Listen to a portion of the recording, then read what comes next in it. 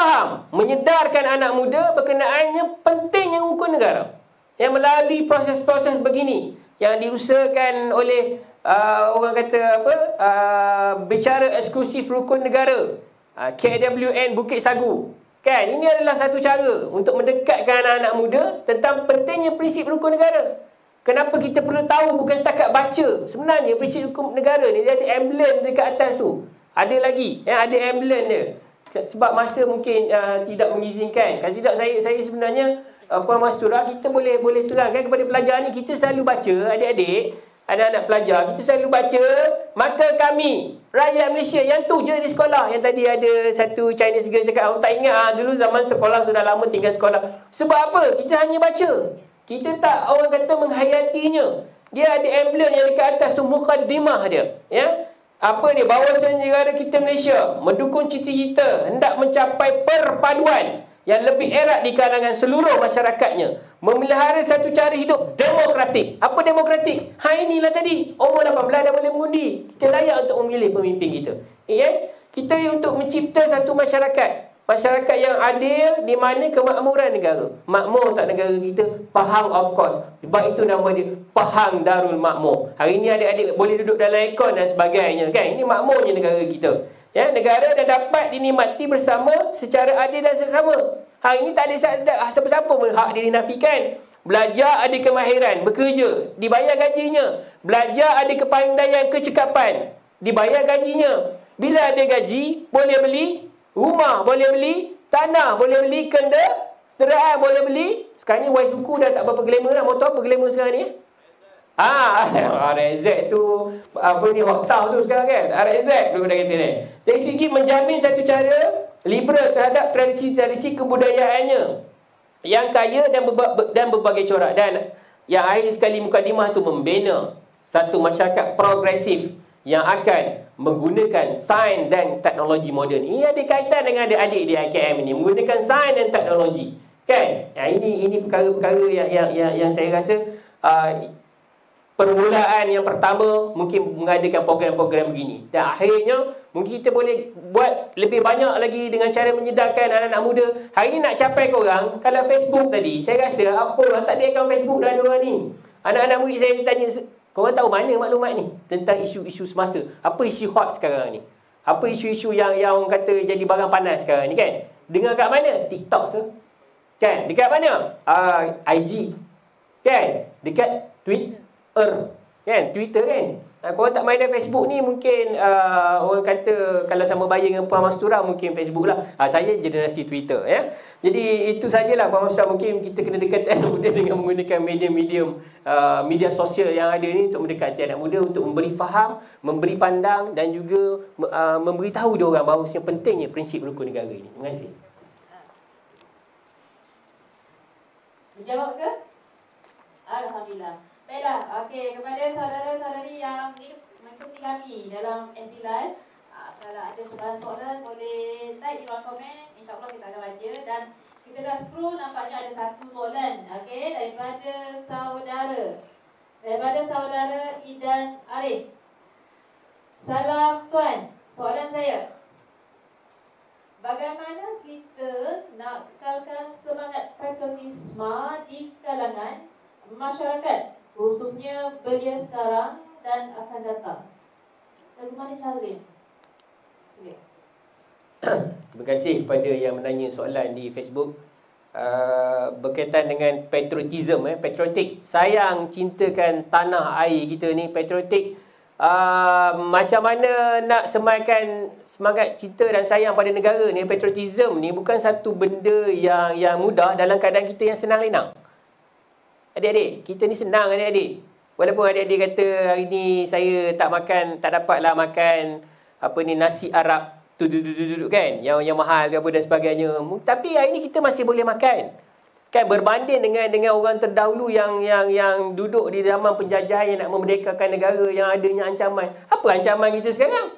Ancaman kita tak ada data je. Tak ada kurang top up, tak ada internet. Itu ancaman sekarang adik-adik. Sebab itu kalau nak katakan patriotism ini, kalau kita nak nilai daripada skala yang kita nak membanding beza di antara orang dulu. Ramai ni orang dulu kata anak-anak muda pada hari ni lembik, tak ada semangat, sayangkan, cintakan negara, kan?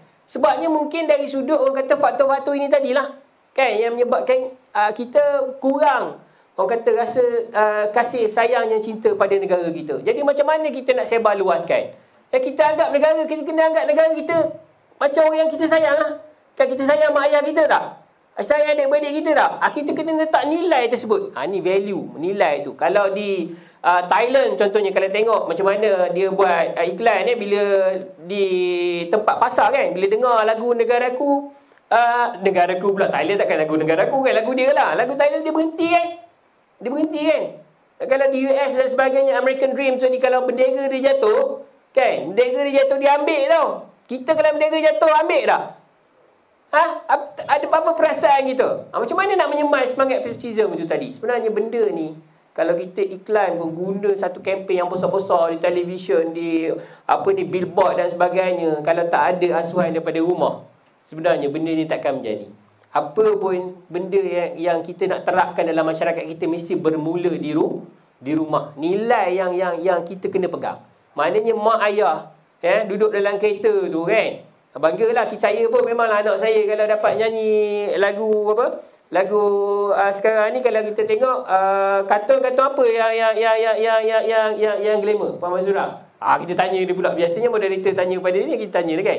Kita cukup bangga kalau anak kita dapat menyanyi kat dalam kereta tu. Tapi kita pernah kita cakap dekat dia berkenaan dengan negara kita, kepentingan rukun negara. Kita harap orang lain buat, kita harap KEM yang buat, kita harap pentadbir yang buat, tapi kita sendiri. Jadi saya rasa untuk menerapkan nilai itu tadi, nilai itu mestilah diasuh di rumah. Dan kemudiannya barulah akan ditampung ataupun akan ditambah baik ataupun diberi lagi kesejahteraan itu oleh institusi-institusi, NGO-NGO dan juga kementerian-kementerian yang berkepentingan lah, yang untuk menerapkan nilai perpaduan ini tadi di kalangan masyarakat kita. Dia agak menjawab soalan tersebut. Amat setujulah dengan komentar daripada panel untuk mendidik, mengasuh anak-anak, belia, remaja di depan saya ni ataupun di luar sana, mestilah bermula daripada rumah. Kita tak boleh menyalahkan satu-satu institusi pendidikan saja. Kita semua kena main peranan.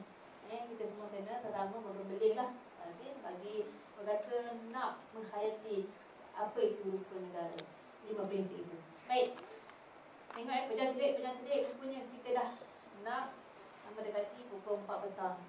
Saya kira ini kiranya sebagai rumusan lah, daripada saudara Nasrul.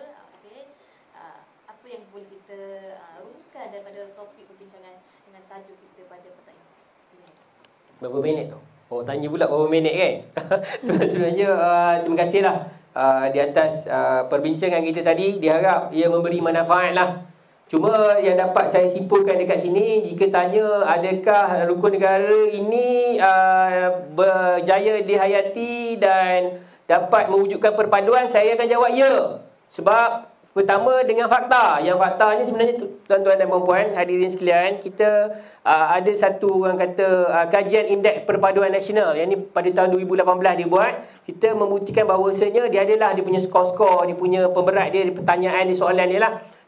Skor kita dalam 0.567 berbanding skala 0 hingga 1, kita berada dalam skala 0.567. Maknanya dekat dah dengan 1 tu, kan. Kalau bundar, kan. Maknanya masih baik.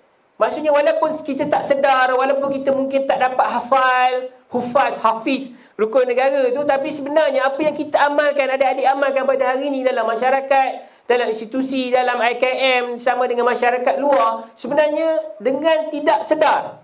Dan dengan tidak sedar bahawasanya rukun negara itu telah berjaya sebenarnya, adik-adik. Telah berjaya untuk membentuk jati diri kita pada hari ini. Mungkinlah ada lompang di sana sini, itulah yang perlu kita tambah baik. Mungkin dengan dasar perpaduan negara yang sedang dibuat oleh Kementerian Perpaduan dan sebagainya, apa yang dibuat oleh KBS ini sendiri merupakan salah satu cara untuk memastikan bahawasanya benda ini akan terus berlangsung dalam keadaan yang aman.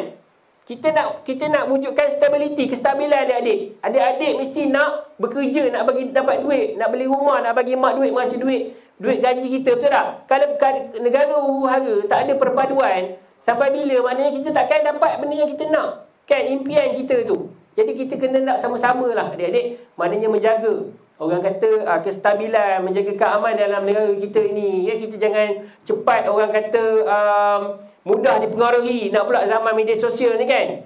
Dengar-dengar berita palsu dan sebagainya. Kita kena tabayun, ya. Kita kena nilai dulu. Jangan cepat orang kata memberi reaksi terhadap apa yang cuba untuk dibakar ataupun oleh orang tertentu yang tidak senang dengan keamanan dan kemakmuran yang ada dalam negara kita ini. Cuma hari ini saya nak simpulkan sikitlah sebelum penutup ini.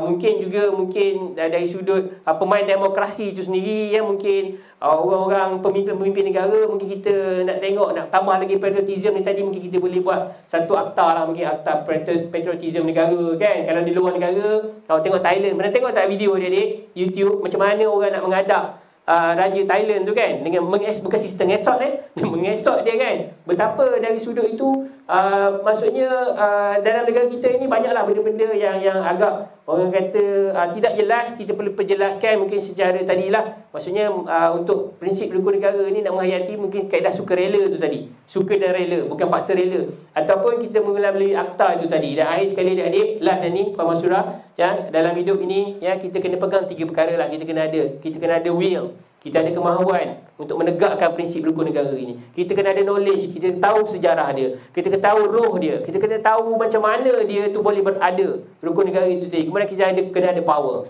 Will, knowledge and power. Power ni tadi kuasa untuk melaksanakan, untuk memastikan bahawanya kestabilan negara kita ini bersandarkan kepada rukun negara yang berdasarkan kepada perlembagaan ini tadi, iaitu undang-undang tertinggi dan negara. Dan sebagai orang Islam, sebagai mukmin, ya, kita yang pertama kita kena ada akhlak lah.